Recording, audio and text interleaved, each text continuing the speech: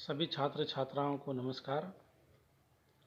आज की कक्षा में हम विश्वंबर नाथ शर्मा कौशिक पर चर्चा करेंगे। प्रेमचंद परंपरा के ख्याति प्राप्त कथाकार विश्वंबर नाथ शर्मा कौशिक का जन्म अंबाला छावनी में सन 1891 में हुआ। जब आप 4 वर्ष के थे तब आपके दादाजी आपको कानपुर ले आए। यहीं पर आपकी प्रारंभिक शिक्षा हुई। आपने हिंदी, संस्कृत, उर्दू, फारसी भाषा में अपनी प्रारंभिक शिक्षा प्राप्त की। प्रारंभ में शर्मा जी का रुझान उर्दू की ओर था, किंतु 1909 से उन्होंने हिंदी में लिखना प्रारंभ कर दिया।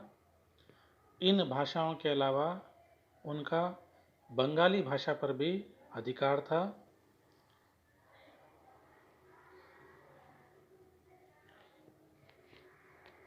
आचार्य महावीर प्रसाद द्विवेदी की प्रेरणा से उन्होंने कुछ बंगला कहानियों का हिंदी में अनुवाद भी किया था।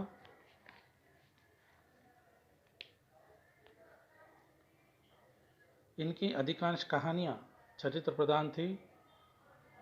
इनकी कहानियों के पात्रों में चरित्र निर्माण में उन्होंने मनोविज्ञान का सहारा लिया। पात्र इनके सुधारवादी मनोवृत्तियों से परिचालित होने के कारण अंत में दानव से देवता बन जाते थे, अर्थात अंत में कुप्रवृत्तियों वाले पात्र भी अच्छी प्रवृत्ति के बन जाते थे। इनकी कहानियों में पारिवारिक जीवन की समस्याओं और उनके समाधान का प्रयास हमें दिखता है, और इनकी कहानियों के पात्र हमारे परिवेश से मेल रखते हैं। जब भी हम इनकी कोई कहानी पढ़ते हैं तब हमें ऐसा लगता है कि फला पात्र जो है हमारे आसपास का ही है। इन्होंने लगभग 300 कहानियाँ लिखी और इनकी गणना प्रेमचंद, जयशंकर प्रसाद और गुलेरी जी के समकक्ष की जाती है। आधुनिक हिंदी कहानी के विकास में इनका महत्वपूर्ण स्थान है। साथ ही इन्होंने आधुनिक हिंदी कहानी के निर्माण में अपनी मुख्य भूमिका निभाई है।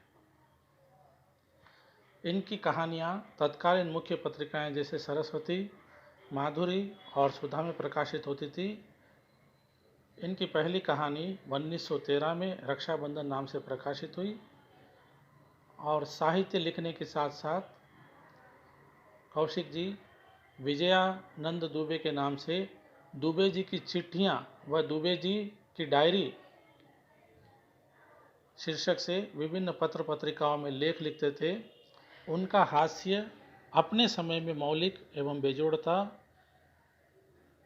इनकी कहानी ताई हिंदी की सर्वश्रेष्ठ कहानियों में गिनी जाती है। ताई कहानी में कौशिक जी ने नारी के मनोविज्ञान तथा बालकों के मनोविज्ञान का बहुत ही बढ़िया सफल चित्रण किया है। इनका निधन 1945 ईस्वी में हुआ।